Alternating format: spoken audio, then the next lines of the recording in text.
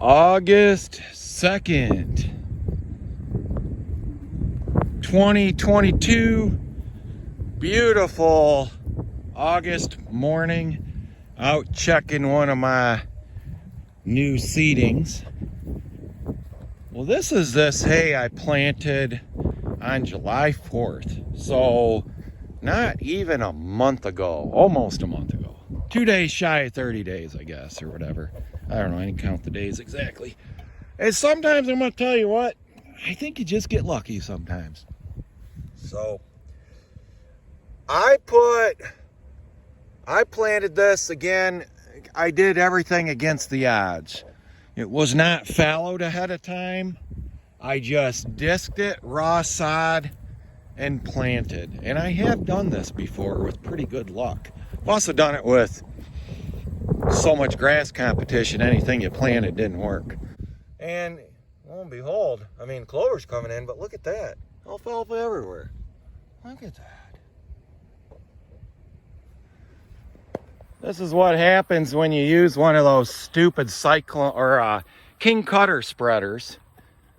Shane Holst did a video on it the other day. The gates just don't shut. So this was, I don't know, a couple acres worth of ryegrass I spread in about 100 yards. That's what you get. I was in a hurry. I didn't go get my drawbar mounted cyclone spreaders. So right now is when we start our fall planting. So I basically started about a month early. So this is a spot where we had this part of the area got planted on the same day, but it had Sudex in it last year and we could never harvest it. So this is, you know, until late. This is the volunteer stuff coming up from the seed.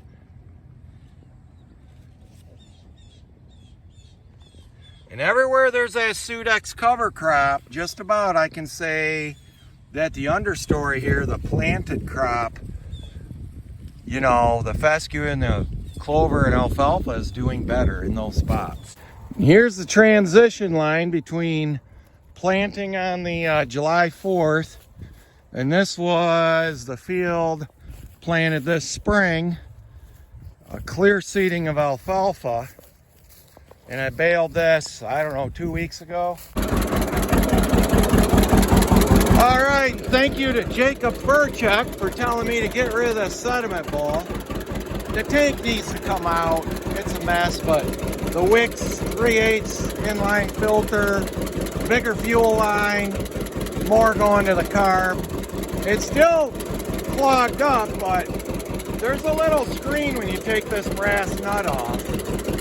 And that's a secondary filter because it is once you clog up, there's like pinhole sized orifices in these 2-cylinder carbs. And not easy to clean those. Quick farm boot modification. Cut your heels off. Worst thing for your feet and your back and your body and your gait, your hips, your knees. Don't wear shoes with heels. I cut the heels right off. That's what the experts call a 0 drop shoe. Okay?